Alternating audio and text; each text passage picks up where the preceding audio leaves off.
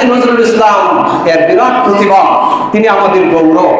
যখন মুসলমানদের পক্ষে কথা বলার কোনো লোক ছিল না, ইসলামের পক্ষে কথা বলার কোনো লোক ছিল না, তখন কাজী নজরুল ইসলাম তার লেখনীর মাধ্যমে তিনি ইসলামের পক্ষে, মুসলমানদের পক্ষে কথা বলেছেন। ঠিক কিনা বলুন?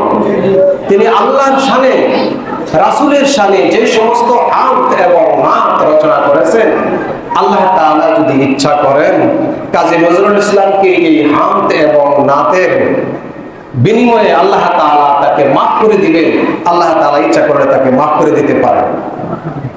কাজী নজরুল ইসলাম তার নিজের জন্য একটা গান বানিয়েছেন, মসজিদেরই পাশে আমায় কবর দিও ভাই, যেন কবর হতে মুয়াজ্জিনের আযান শুনতে পাই।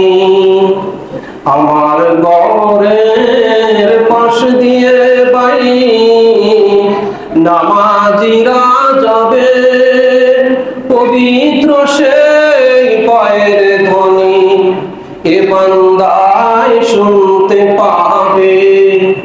দূর আযাব থেকে গুনাহগার পাইবে রেহাই, মসজিদের পাশে আমায় কবর দিও ভাই। কত দরবেশ আল্লাহর ভক্ত নবীজির উম্মত ওই মসজিদে করে রে ভাই কুরআন তেলাওয়াত।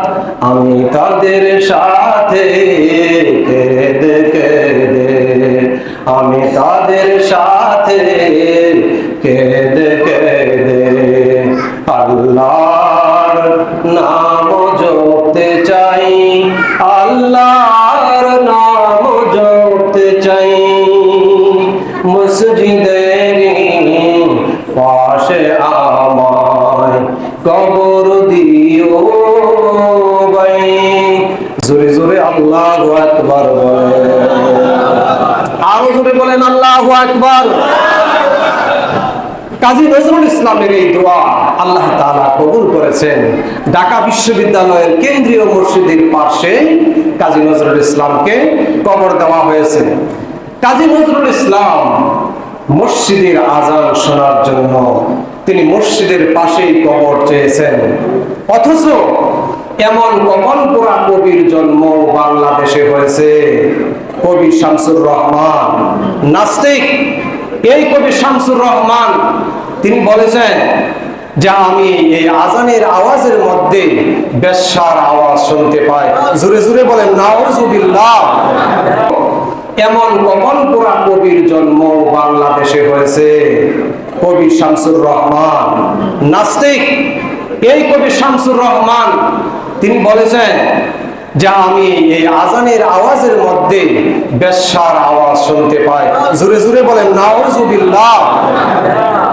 যে আযানের মধ্যে আমার আল্লাহর বরত্ব প্রকাশ করা হয়, আল্লাহু আকবার, আল্লাহু আকবার, আল্লাহ সবচেয়ে মহান, আল্লাহ সবচেয়ে মহান, আল্লাহ তাআলার বরত্ব প্রকাশ করা হয়, আল্লাহ তাআলার একত্ববাদের ঘোষণা দেওয়া হয়, যে আযানের মধ্যে আমার রাসূলের রিসালাতের ঘোষণা দেওয়া হয়, এলান দেওয়া হয়, সেই আযানের মধ্যে নাকি সেই বেশ্যার আওয়াজ শুনতে পায়। জোরে জোরে বলেন নাউজুবিল্লাহ।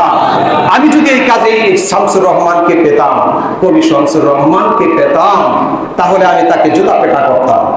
তার কারণ হলো সে আমার রাসূলের শানে, আমার আল্লাহর শানে যে বেয়াদবি করছে এটা ক্ষমার অযোগ্য।